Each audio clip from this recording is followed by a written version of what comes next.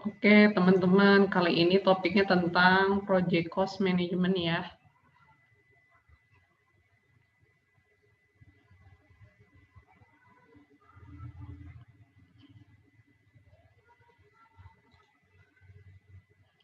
Jadi project cost management ini adalah concern untuk semua pihak ya gitu. Jadi semua yang terlibat di proyek itu harus concern terhadap namanya budgeting.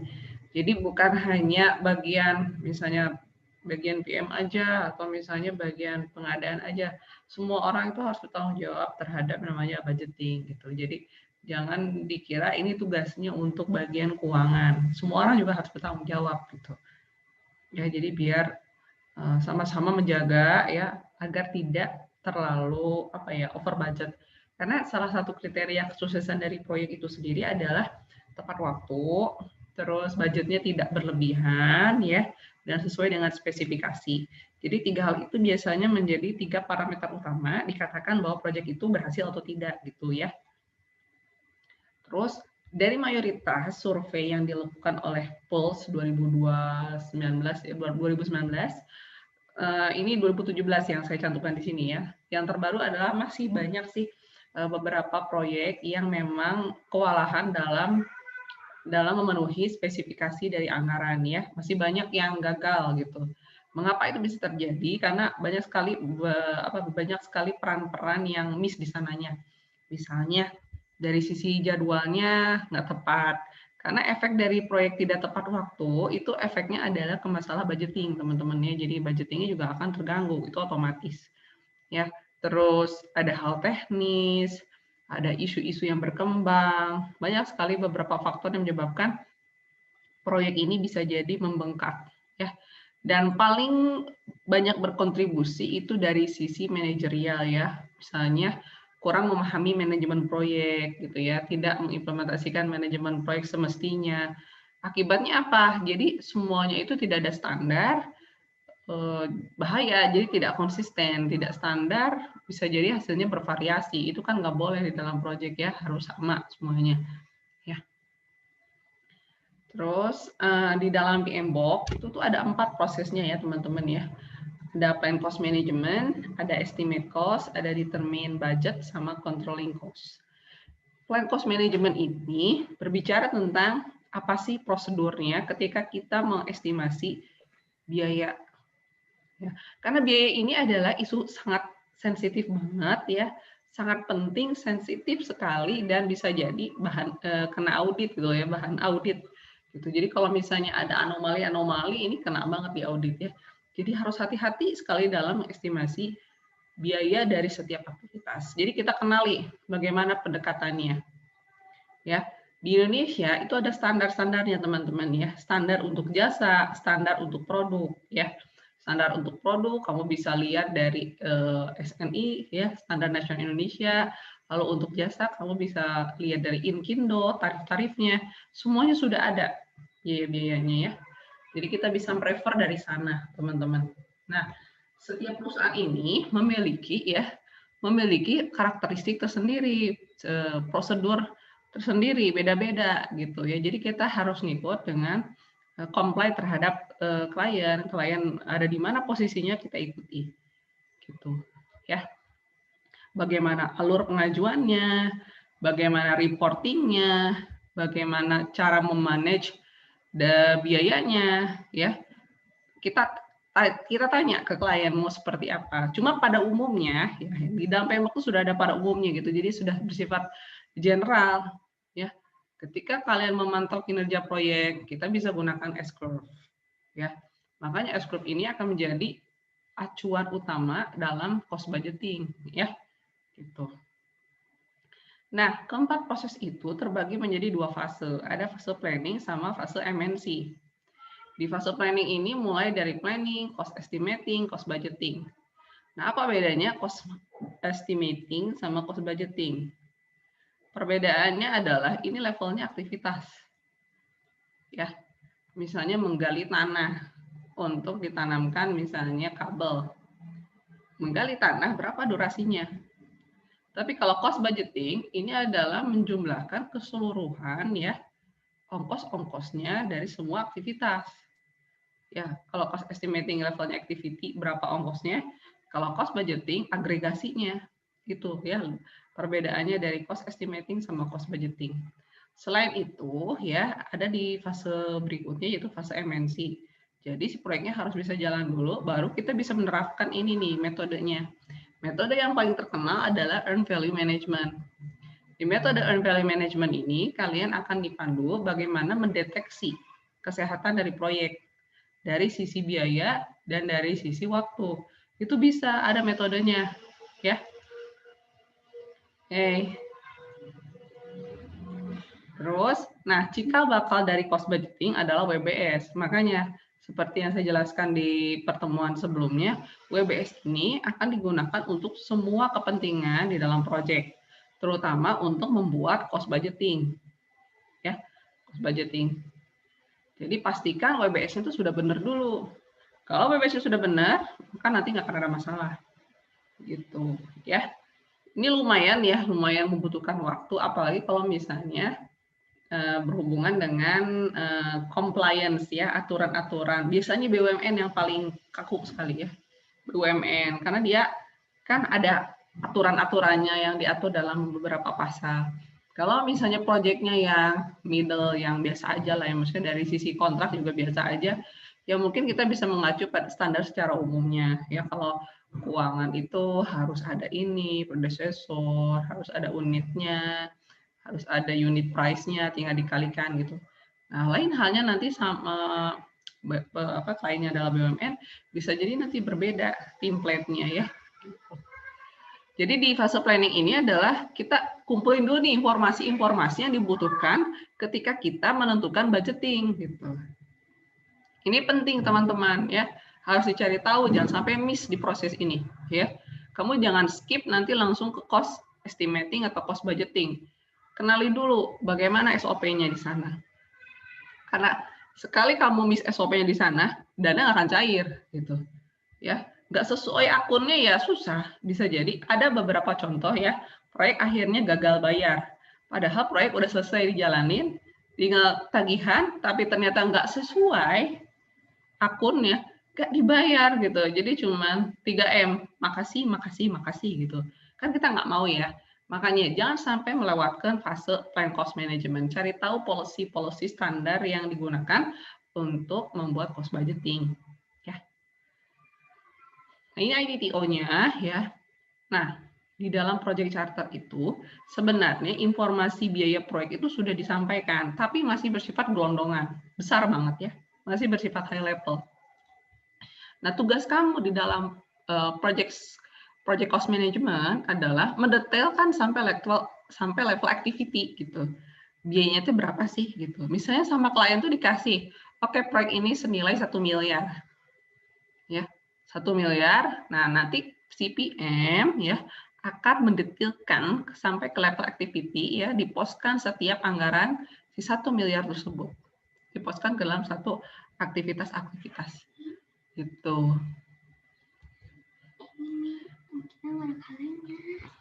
Cuman boleh nonton sekarang. Nanti dulu ya, sebentar ya.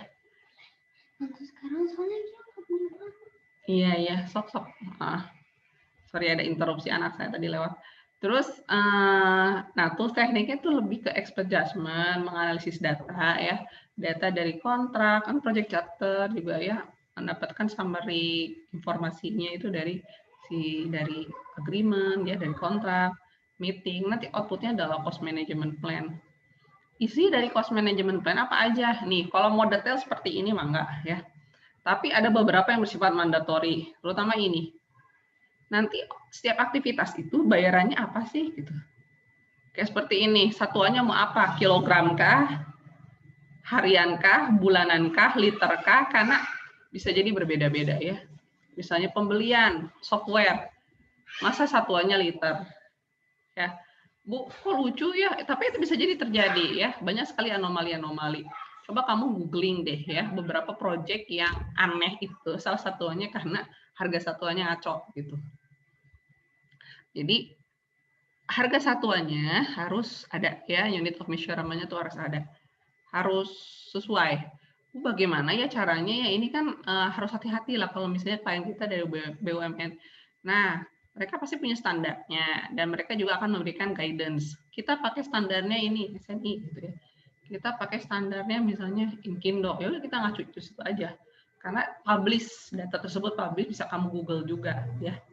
Gitu. Jadi untuk menggali tanah ya, misalnya jasa untuk apa di bagian konstruksi semuanya sudah ada budgetingnya secara standar, upah minimum regional kan sudah dipublish data-datanya, jadi bisa kita ikutin di situ ya.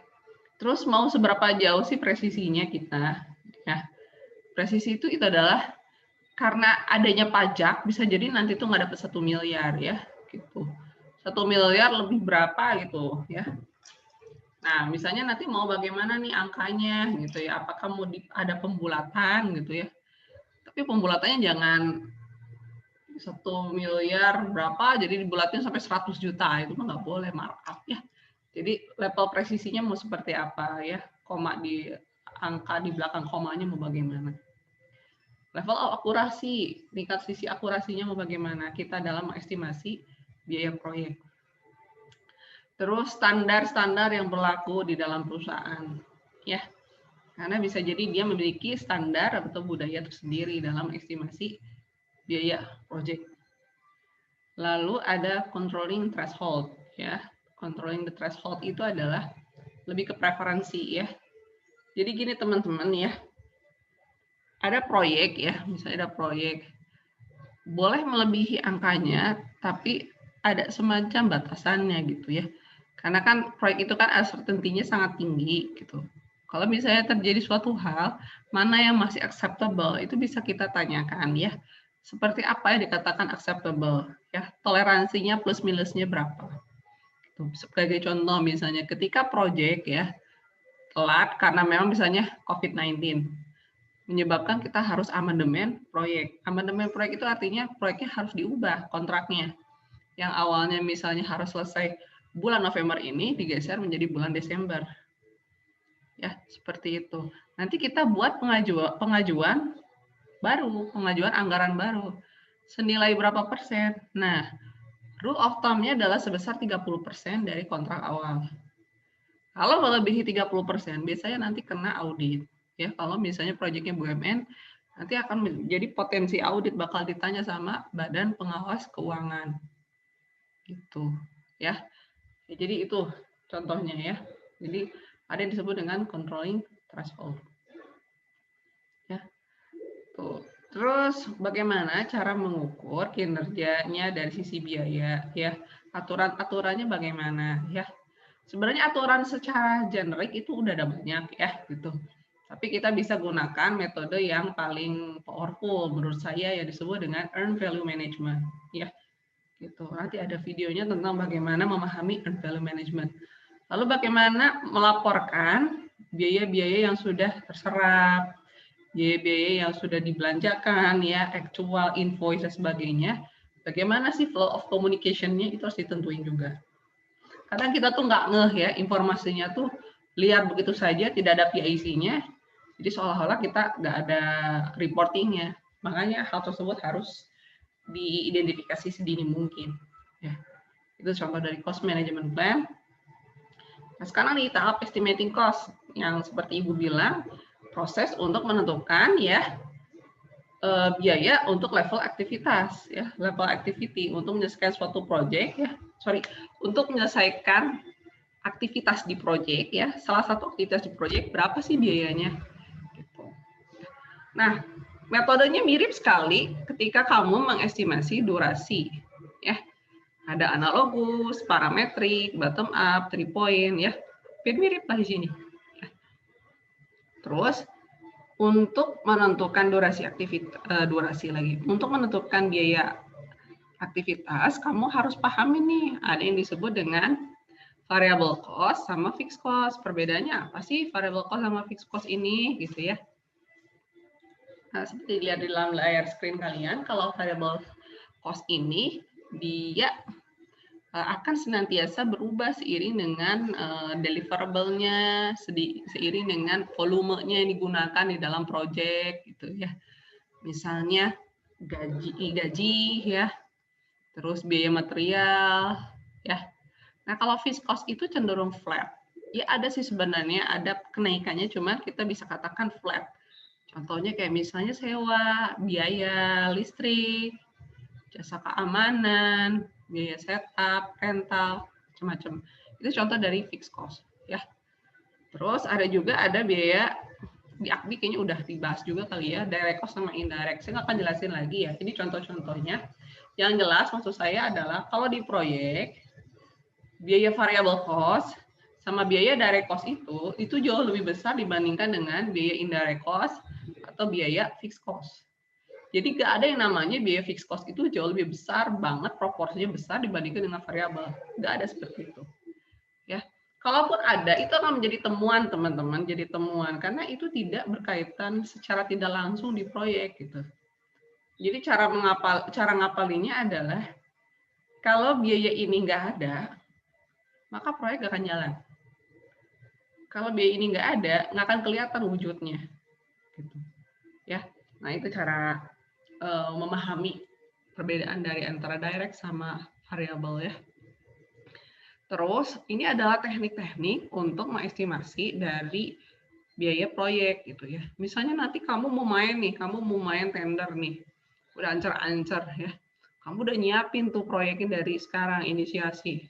Kalau misalnya di inisiasi tersebut 3 sampai 5 tahun lagi baru proyek itu bakal ada, itu disebut dengan teknik ROM. Rough Order of Magnitude. Nanti plus minusnya minus 25 sama plus 75. Bisa jadi 75% jauh lebih besar estimasinya. Atau minus 25% berkurang. Ya. Nah, kalau yang budget estimate itu, kalau misalnya ya hampir dekat sama proyek ya, hampir dekat sama proyek. Jadi hitungannya udah tahunan lah atau bisa jadi bulanan ya. Plus minusnya minus 10 sama 25. Ya, biasanya digunakan untuk RFA ya, untuk ini open tender atau misalnya request for proposal ya. Nah, kalau definitive estimate itu plus minusnya 10 ya, tingkat akurasinya karena pada saat itu memang sedang terjadi proyek gitu. Ya, atau kurang dari 1 tahun itu definitif. Itu contoh-contohnya untuk yang tingkat akurasi dari setiap penaksiran di proyek. Nah, sekarang ada lagi nih istilahnya yang disebut dengan cost of quality. Jadi cost of quality itu digunakan untuk memahami bahwa sebenarnya biaya ini tuh harus dikeluarkan loh, gitu.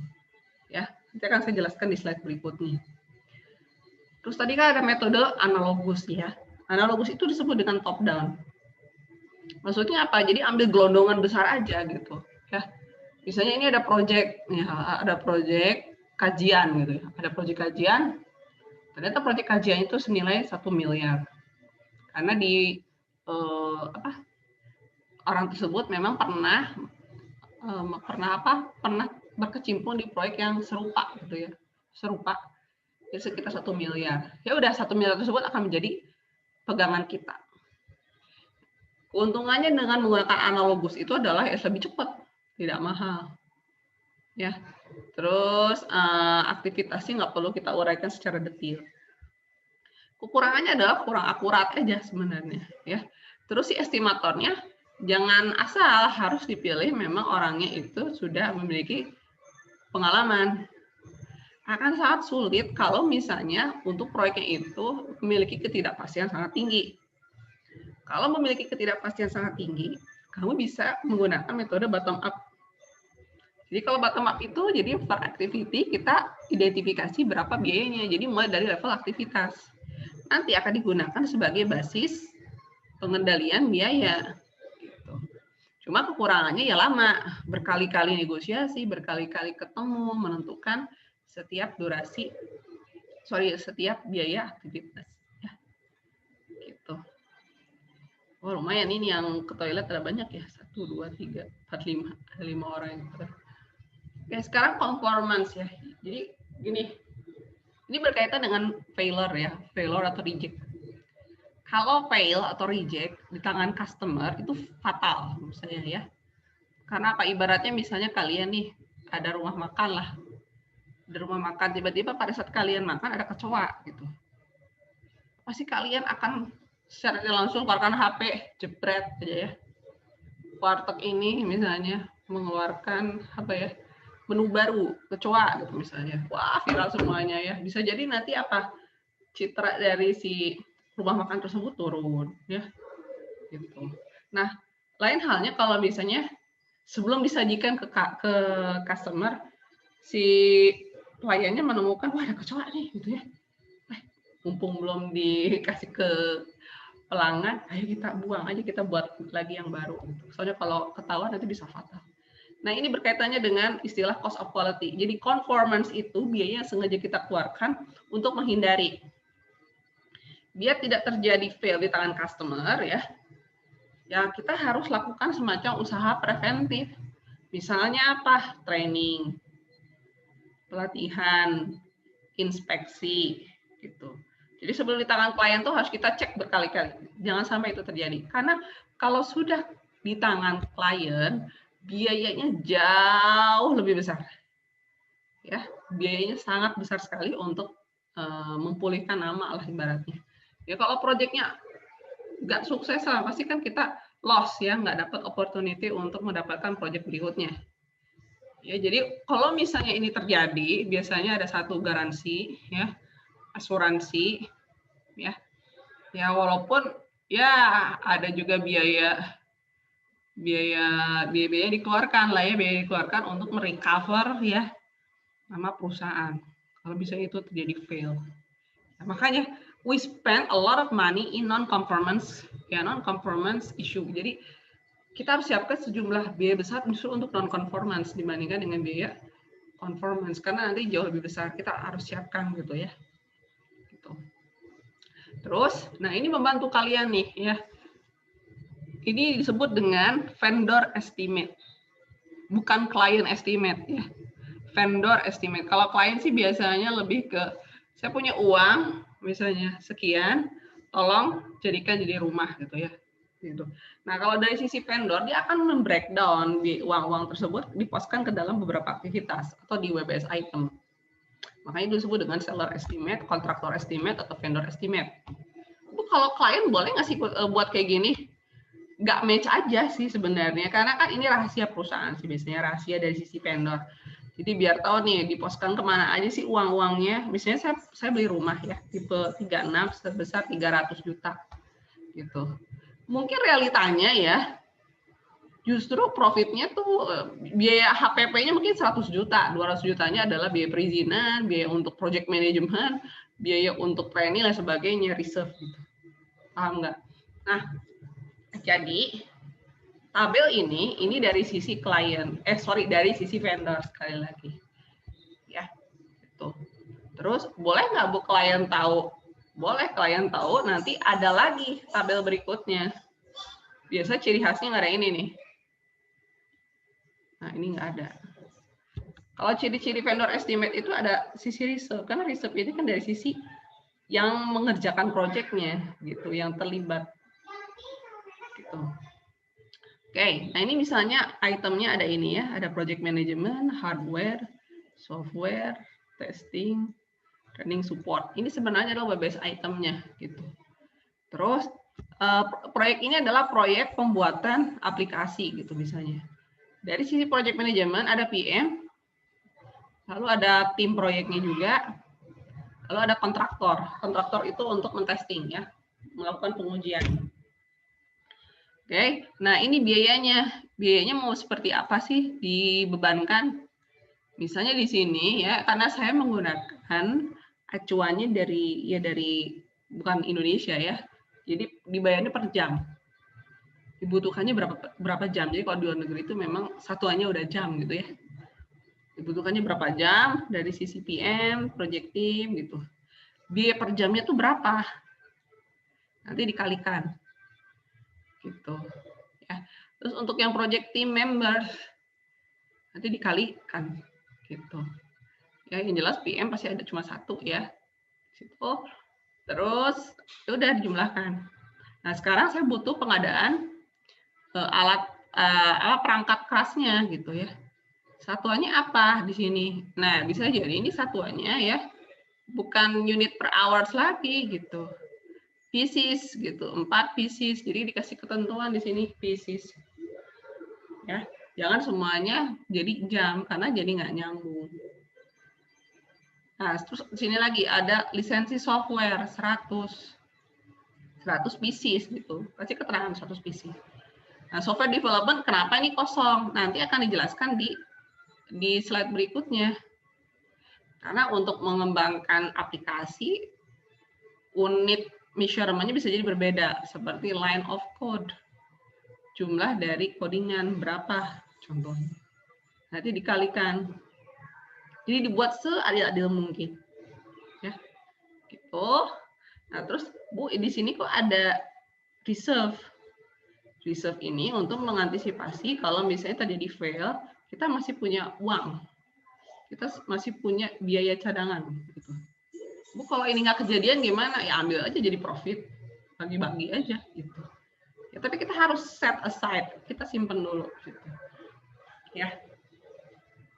Nah, teman-teman di sini mana yang termasuk ke dalam direct cost? Yang masuk ke dalam direct cost itu adalah software development nih. Kalau ini nggak kita keluarin nggak akan ada gitu. Ya, nggak akan ada namanya aplikasi gitu. Ya, sama si hardware. Hardware juga masuk ke dalam direct cost. Sisanya dia masuk ke dalam software ya, software hardware. Sisanya masuk ke dalam overhead. Jadi bisa dilihat nih proporsinya besar sekali kan. 45 gitu. Ya, dibandingkan dengan komponen lainnya. Yang artinya memang direct cost itu harus lebih besar proporsinya dibandingkan dengan overhead. Ini kok reserve-nya besar banget gitu. Pokoknya gini, jangan pernah berpikir proyek itu bakal 100% mulus-mulus aja. Mustahil lah. Karena proyek itu kan uncertainty-nya kan sangat tinggi banget. Jadi kita harus siapkan untuk worst case-nya itu seperti apa. Penting banget lah pokoknya ya. Kalau misalnya klien tiba-tiba ada kendala dari sisi pembayaran, misalnya baru bisa dibayarkan di periode berikutnya gitu. Tapi kan tim sudah bekerja. Jadi perusahaan, sisi vendor itu harus punya dana abadi lah ibaratnya, dana abadi untuk membayar tim yang sudah bekerja. Baru di periode berikutnya dia akan mendapatkan anggaran dari klien gitu. Jadi ada beberapa perusahaan itu baru bisa membayar kalau misalnya sesuai dengan triwulannya gitu. Ada periode-periodenya, jadi nggak setiap saat gitu. Ya, nggak kayak ATM setiap saat saya bisa dapatkan uang. Oke, terus bagaimana? Apa sih yang menyebabkan bahwa kita tuh salah mengestimasi biaya? Biasanya karena terlalu cepat. Kita pengennya cepat gitu. Justru kita tuh harus lama di sini nggak apa-apa. Yang jelas nanti adil. Karena apa? Uang itu isu yang sangat super duper sensitif. Ya, takutnya orang udah kerjanya banyak tapi bayarannya tidak sesuai. Nah, seperti itulah. Jadi kita harus ya nggak apa-apa berlama-lama di sini, tapi akan menghasilkan output yang jauh lebih baik gitu. Ya, terus pastikan orang yang mengestimasinya juga memiliki knowledge yang bagus gitu ya. Oke, terus kalau misalnya si manajemennya pengen cepet terus ya. Kalau misalnya realisasinya harus kerjakan lebih lama waktunya, sebaiknya negosiasi.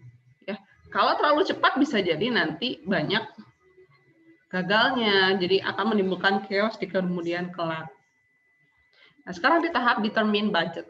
Determine budget itu adalah menghitung budget secara keseluruhan. Setiap aktivitas kita hitung satu-satu. Ya, kita kumpulin, kita jumlahin, agregasi ya. Makanya tools tekniknya adalah cost aggregation. Gitu. Ya. Nanti outputnya adalah cost baseline. Jadi kalau di dalam project itu ada yang disebut dengan scope baseline. Scope baseline terdiri dari WBS dictionary, sama statement of work. Nah, sekarang ada schedule baseline. Nah, kalau schedule baseline itu adalah si Gantt chart ya, sama network diagramnya. Kalau cost baseline itu adalah kurva S nanti, ya, gitu.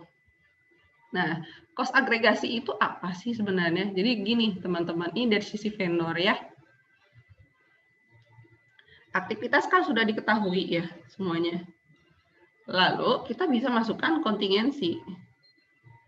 Boleh nggak semuanya dikasih kontingensi? Hanya yang berpotensi rework-nya sangat tinggi, kita bisa berikan kontingensi. Bu, kontingensi itu apa? Sejumlah biaya cadangan yang sengaja kita simpan in case kalau misalnya terjadi banyak sekali variasi lah. Entahlah rework, entahlah harus diperbaiki, macam-macam lah penyebabnya. Nah, berarti nanti biaya aktivitas ditambah dengan biaya cadangannya. Nah, ini disebut dengan work package cost estimate. Nanti setiap work package, paket pekerjaan, ditambah lagi kontingensi reserve. Boleh nggak? Boleh, silakan. Cari paket pekerjaan yang kira-kira memang berpotensi gagalnya sangat tinggi. Gitu. Ya, kita spend a lot of money untuk work package itu boleh. Gitu. Nah, gabungan dari work package ditambah kontingensi itu disebut dengan control account. Control account atau cost baseline. Biaya cost baseline-nya adalah biaya ya secara keseluruhan. Kamu bisa menambahkan manajemen reserve. Dikasih lagi biaya cadangan. Manajemen reserve itu untuk unseen factor. Kamu tidak bisa melihatnya dari sekarang. Tapi kalau misalnya in case itu terjadi, kita masih punya uang. Ya, jadi kalau di proyek harus punya ini nih. Nah, harus main semuanya. Gabungan dari cost baseline sama manajemen reserve, jadilah nilai kontrak sebenarnya gitu. Jadi itu udah cikal bakalnya dari cost project cost ya. Gitu. Bu, ini kalau misalnya ini nggak kejadian gimana? Jadi profit. Ambil aja uangnya. Gitu. Ya. Silakan mau dipakai buat makan-makan, silakan aja. Sekarang ada funding limit reconciliation. Kalau funding limit reconciliation itu adalah proses untuk mengadjust ya. Ya, saya punya budgetnya sekian. Nanti kita coba postkan ke dalam anggaran-anggaran tiap periode tertentu ya. Misalnya ini nih ya. Tadi adalah WBS itemnya masih di pembuatan aplikasi ya. Di sini nih. Misalnya, Bu, boleh nggak saya ambil cost contingency untuk ini gitu ya.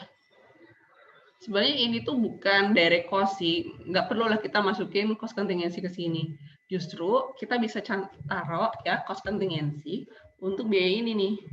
Nah, karena kalau nggak ada ini nggak akan jadilah aplikasinya ya. Dan ini sangat berpotensi banget kalau misalnya ini gagal ya udah kita juga bakal die. Ya. Gitu. Kalau ini bisa diganti sewaktu-waktu, tapi kalau ini ada lumayan fatal. Jadi kita bisa spare sejumlah uang untuk mengantisipasi resiko-resiko yang terjadi di paket pekerjaan ini. Selanjutnya nih, kita buat cost aggregation-nya seperti ini nih. Misalnya proyeknya sampai 12 bulan, ya, diposkan ke dalam bentuk periode. Ya, ada project manager. Project manager kan dari awal ke akhir harus bisa harus bisa terlibat ya, harus terlibat. Ada project team, ada kontraktor, terus kapan mulai pembelian hardware-nya, misalnya di bulan keempat, server, ya, membeli lisensi. Nah, untuk membangun aplikasi 2 bulan sebelumnya sudah mulai bergerak, gitu. Ya, biaya pengujian. Travel cost itu apa? Ya, in case kalau misalnya ketemu klien yang di luar kota atau misalnya bertemu dalam pertemuan formal di hotel, biasanya seperti itu untuk rekonsiliasi. Ya kita harus spend a lot of money juga di situ. Nah, cost kan anggaran ke sini. Ya, travel cost. Boleh masukkan ke sini ya. Atau misalnya konsumsi juga boleh silakan ya. Travel cost tuh udah include sama konsumsi juga. Nah, ini reserve tuh apa? Ini kamu cadangkan uang di sini nih, ya. Karena di sini biasanya sudah mulai terjadi turbulensi misalnya di pertengahan.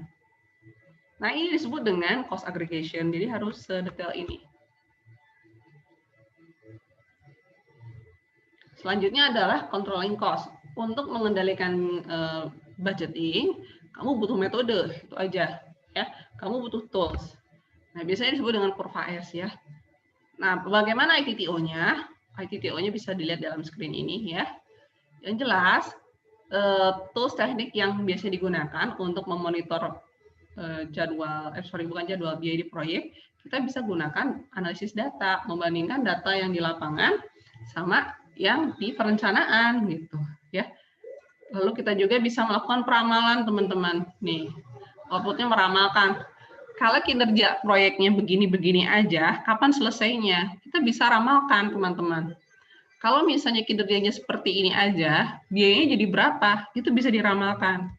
Makanya ada tuh kompleks performance index ya. Kita juga bisa pakai aplikasi ya untuk melihat kira-kira seperti apa. Lalu bagaimana caranya mengontrol biaya? Ya udah ya.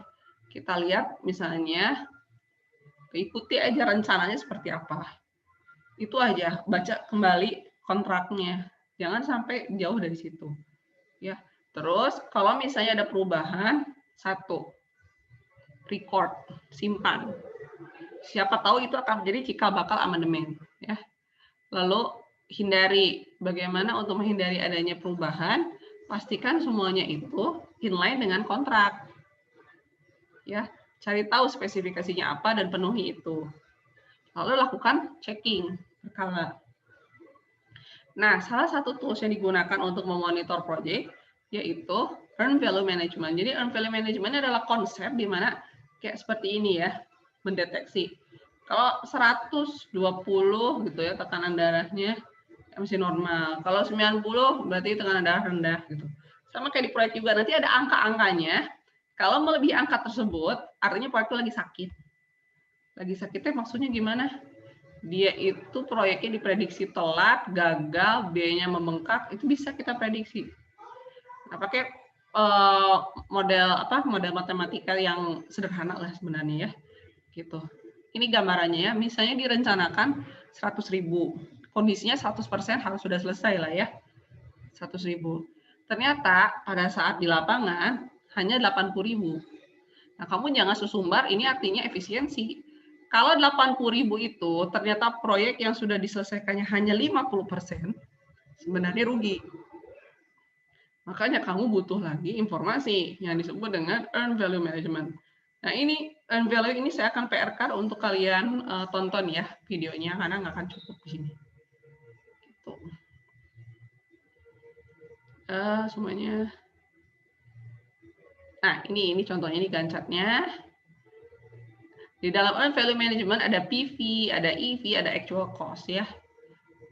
Ini adalah kurva S-nya. Jadi ini nih, ini kurva S, ini yang biasanya diminta sama klien. Tolong kurva S-nya biar kita bisa tahu juga progres setiap pergerakan vendor. Ya, ada PV itu ada perencanaan. Misalnya proyeknya 12 bulan tadi ya. Nah, kamu plotkan nih anggarannya sampai 12 bulan. Buku bisa makin lama makin tinggi, dikumulatifkan. Misalnya hari pertama berapa, hari kedua berapa, dibuat kumulatifnya. Nanti senilai dengan kontraknya, 150 itu. Kalau EV itu apa? Kalau EV itu adalah progres sebenarnya. Kalau actual cost itu adalah biaya yang benar-benar terserap. Nah, kalau kondisinya seperti ini, perencanaan di atas, ya, dari sisi progres di bawah perencanaan, biaya yang dikeluarkan itu di bawah perencanaan. Artinya apa sih? Nah, ini bisa dijawab sama earn value management. Ya, saya PR-kan kalian untuk menonton videonya. Insya Allah bisa dipahami karena sederhana. Gitu. Untuk yang Gantt chart, nah ini tutorial bagaimana membuat kurva S. Ya, pertama dari Gantt chart dulu. Lalu sama kayak tadi ya. Dibuat apanya? Dibuat resource histogramnya gitu. Tuh, ini kalau ini untuk yang resource leveling. Kalau ini sih saya skip ya untuk anak keprofesian ya. Kalau untuk yang secara umum nggak usah sampai sini.